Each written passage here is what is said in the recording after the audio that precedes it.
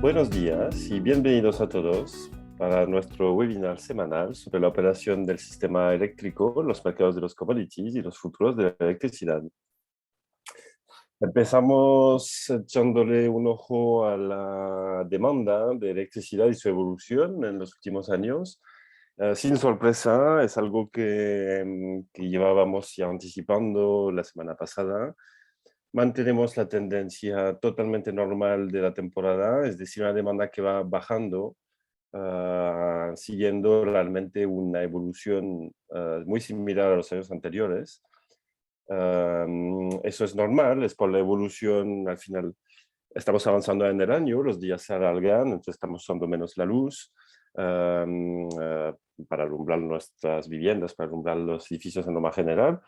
Usamos menos la luz, usamos menos la calefacción. Además, es verdad que llevamos un año particularmente no solo seco, sino también cálido este invierno. Si miramos el año pasado, por ejemplo, los días de Filomena habían traído una demanda extremadamente alta respecto a los años anteriores.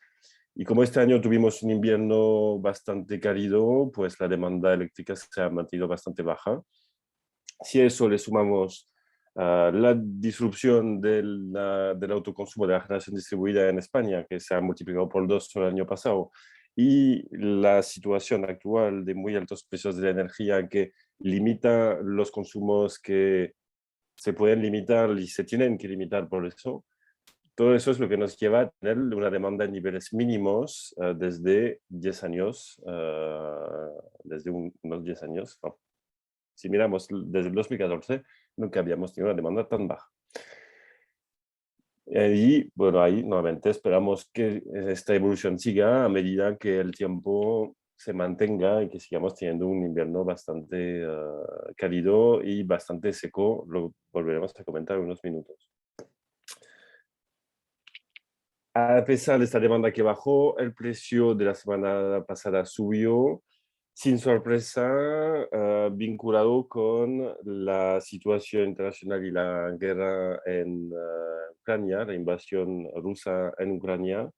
Um, las semanas pasadas llevábamos unas semanas seguidas de relajación en los mercados de commodities que ayudaba a hacer bajar el precio del pool. Además, tuvimos un momento, un temporal en Europa que ayudó también a bajar más los precios la semana anterior. Pero la semana pasada, pues tuvimos una generación eólica que bajó respecto a la semana anterior, pero que se quedó en niveles medios para este momento del año. Pero esta subida ahí en los precios, lo vais a ver en unos minutos, fue en particular en los últimos días de la semana, de forma totalmente relacionada con el conflicto al este de Europa. Ahora, mirando entonces la generación renovable. Una semana ni tan mal, una bastante buena generación en realidad. Notar aquí el lunes en particular como llegamos a casi 40 gigavatios, sumando la generación solar y eólica desde Portugal hasta Francia. Notar aquí en particular este día de muy fuerte generación eólica en Francia. Es bastante notable y después efectivamente pues el buen tiempo volvió en esta parte de Europa después de un buen temporal que ha pasado en la mitad norte, digamos, de Europa. Entonces el viento bajo, volvimos a tener un poco de viento y mal tiempo en España, por fin un poco de lluvia, la necesitábamos. Vamos a ver ahora cómo opera la generación hidráulica, pero sigue siendo dramática la situación hídrica en España. Lo hemos comentado, lo voy a volver a comentar en unos minutos. Pero entonces un viento que ha sido bastante variable la semana pasada, bajó a media semana, lo que no ayudó en el lado de los precios, pero en realidad los precios subieron más cuando el viento estaba más presente, pero fue por lo que decía antes, por otras razones. Última cosa que quería notar aquí es cómo subió por un lado la generación eólica en Portugal mientras bajaba en España. Y aquí, por ejemplo, lo contrario, bajaba en Portugal y estaba alta en España. Me gusta notar estas cosas para ver la complementariedad de los recursos entre ambos países y en particular también anticipando la evolución del parque eólico español que va a empezar, que se va a seguir desarrollando en el lado gallego y norte con la eólica offshore, que permitirá al final capturar un recurso más similar al de Portugal. Eso es bastante interesante notarlo, esta complementariedad. Volviendo entonces a, en particular, la generación horaria por tecnología la semana pasada. Entonces, lo primero de todo que es importante tener en mente es que seguimos en nuestra situación de sequía muy fuerte, a pesar de un poco de lluvia en los últimos días de la semana pasada, que vino bien, pero que claramente no compensa la situación de sequía, que es muy dramática y fuerte este año. El impacto de esta sequía en España sobre la operación del sistema es cómo vemos la operación de la hidráulica. Notar cómo la hidráulica aporta casi exclusivamente para pasar las puntas de la mañana y de la noche todos los días de la semana, cambiando obviamente un poco impactada por la producción eólica, pero claramente la mayor parte de la flexibilidad viene de la hidráulica.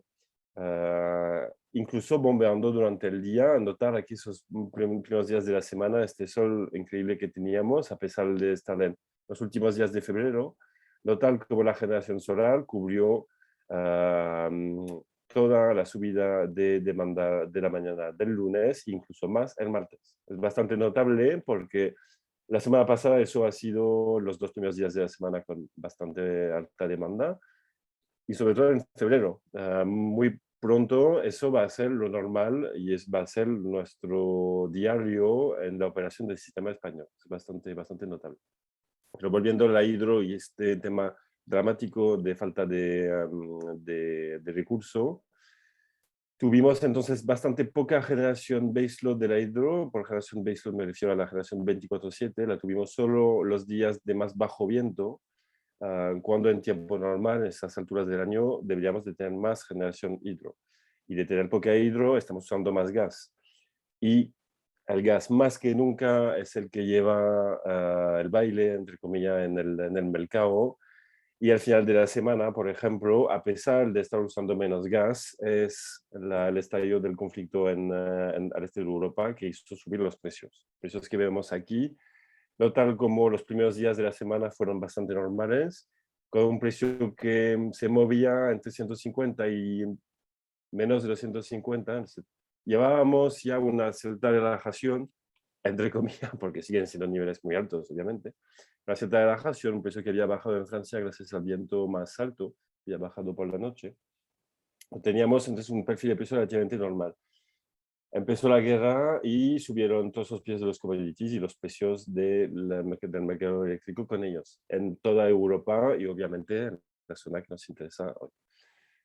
Eso es lo que os quería comentar esta semana sobre la operación horaria y introduciendo los impactos del conflicto sobre la operación del mercado. Ahora voy a seguir a Adrián con la explicación y vamos a ver los precios de los commodities. Muchas gracias. Sí, gracias Valentín.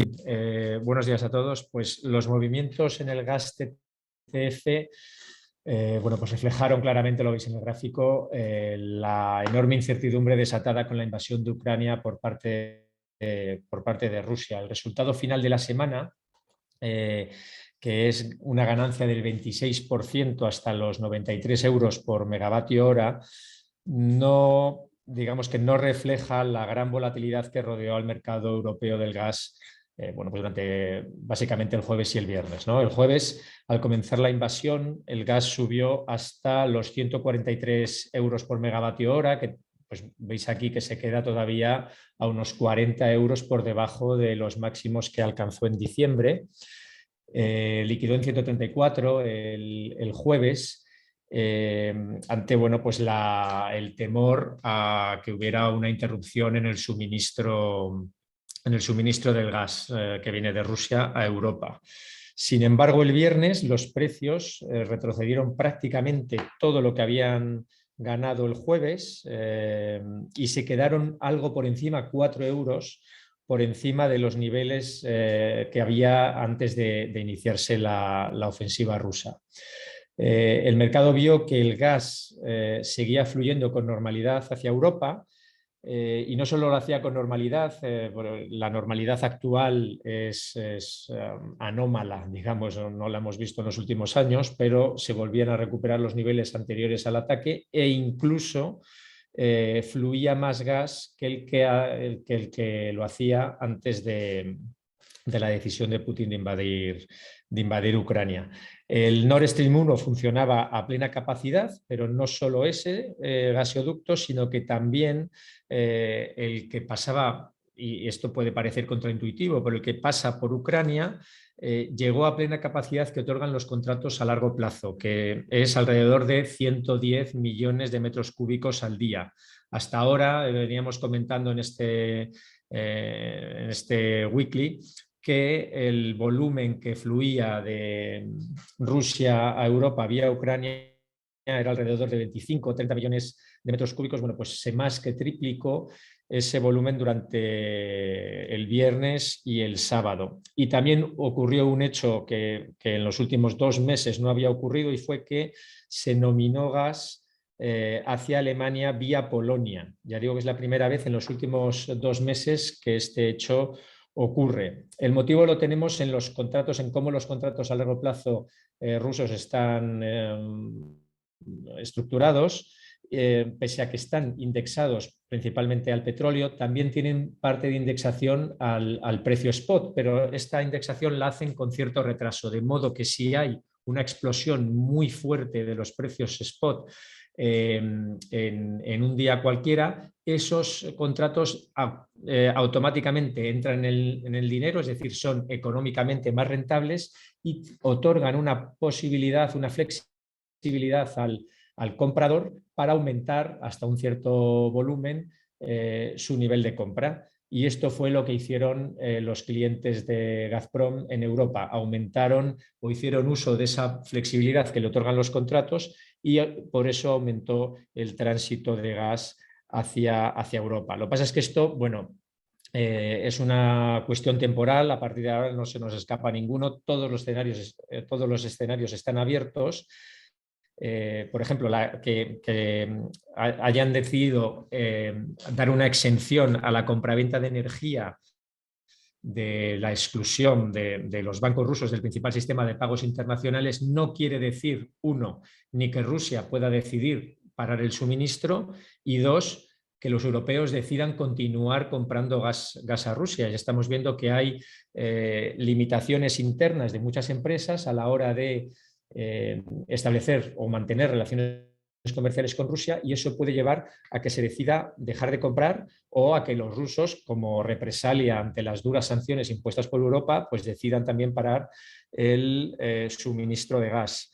La paralización también de la certificación del Nord Stream 2 añade más incertidumbre todavía al futuro del suministro ruso a Europa. Entonces, por estos y otros motivos que además están cambiando conforme pasan las horas, no podemos ahora mismo hacer ninguna previsión sobre lo que pueda llegar a pasar. Lo único, pues tampoco hay que ser un genio, que el mercado va a mantenerse muy, muy volátil mientras que esta situación no se desescale, y parece ser que no va a ocurrir en el corto plazo.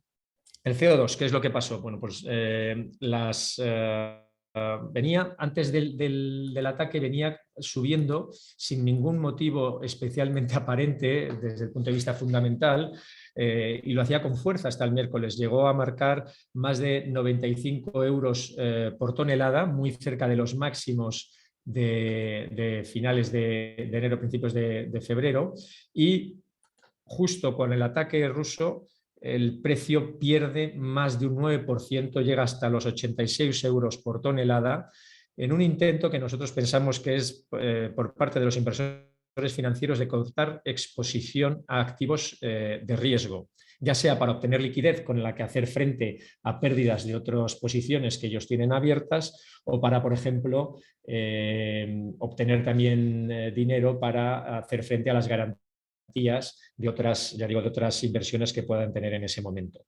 Al final, como también ocurrió en la renta variable, que el jueves las bolsas también cayeron mucho, al final el viernes se recuperó algo el precio y cerró en los 88 con 14 euros por tonelada, perdiendo en la semana un 1,5. ¿Qué es lo que ha ocurrido? Pues bueno, que esta semana, ayer, ya lo veremos la que viene, pero bueno, como ya digo que los acontecimientos evolucionan de una forma tan rápida, pues merece la pena mencionarlo. Ayer el CO2 también perdió muchísimo valor, llegó casi a los 80 euros, que es el nivel en el que está cotizando prácticamente ahora, que es también un nivel importante para ver si por debajo del mismo, en caso de que se llegara a traspasar, aparecen compras de instalaciones cubiertas por el Sistema Europeo de Emisiones. Es decir, todos estos que sí que responden a fundamentales porque tienen que responder a las emisiones que realizan, bueno, pues veamos si los niveles de 80 son suficientemente atractivos para bueno, ofrecer un soporte a los precios. De momento, estos precios no están reaccionando ni ante la subida que ya hemos visto meteórica del gas, ni ante un posible, por ejemplo, alargamiento de la vida de las centrales de carbón alemanas, que también traerían un aumento de demanda de certificados. Por lo tanto, ahora mismo el mercado CO2 está fuera de los fundamentales, está reaccionando a los flujos financieros, como hemos visto que ha ocurrido varias veces en el pasado. Y por último, el petróleo sobrepasó finalmente, ya veníamos, todo el mundo venía ya diciendo que los 100 estaban a punto de caer, los $100 por barril, pues ya lo sobrepasó por primera vez desde el año 2014, llegó hasta $105,79 el barril, pero fue un nivel que no pudo mantener y cerró al final en $97,93 por barril, que es ganar un 4,7% en la semana. Bueno, pues la posibilidad de una interrupción en el suministro de petróleo ruso en un mercado que ya hemos venido comentando, que es estrecho por parte de un incremento importante de la demanda, pero también por la imposibilidad de los productores de cumplir con sus compromisos.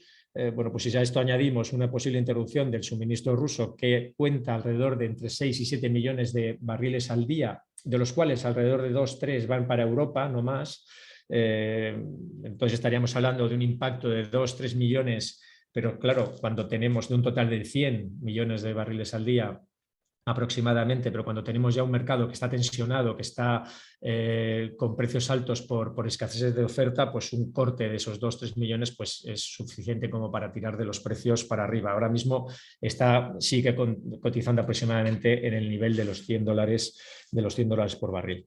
Y bueno, pues los futuros de electricidad no pudieron hacer otra cosa que recoger los movimientos tan volátiles que hubo en el mercado del gas, no tanto en el del CO2, que ya vimos que el CO2 pues, se mantuvo más o menos al final de la semana invariable. Llegaron casi muy cerca los futuros trimestrales de los máximos históricos que habían cogido o que habían marcado en diciembre, se quedaron en el entorno de los 270 como máximo al que se realizaron operaciones y cerraron, pues el Q2 cerró en 228 ganando un 24%, el Q3 también 227 ganando un 20% y el Q4 subió un 24% y también se cerró en 227 euros megavatio hora. Ya digo, muy cerca de los máximos históricos que bueno, parecía que no íbamos a ver, ¿no? Ya este año porque ya estaba pasando el invierno, que había sido bastante benigno desde el punto de vista de meteorología y pese a que los almacenes europeos pues habían todavía estado en muchísima tensión, ya estaban por encima de los niveles mínimos, los almacenes europeos de gas por encima de los niveles mínimos de los últimos 5 años, parecía que las tensiones estaban relajando algo, bueno, pues la guerra en Ucrania ha venido a poner patas arriba también el mercado español de electricidad. Así como los trimestrales no marcaron máximos históricos, los anuales sí que lo hicieron. El CAL 23 terminó subiendo un 15% hasta 141, pero marcó el máximo en 160 euros por megavatio hora, 159, y el CAL 24 subió un 8,5, se quedó en los 90,5 euros por megavatio hora. Es decir, pues traslación casi punto a punto de lo que estaba pasando con el mercado del gas al mercado de electricidad español. Muchas gracias, esto era todo por mi parte. Hablamos la semana que viene.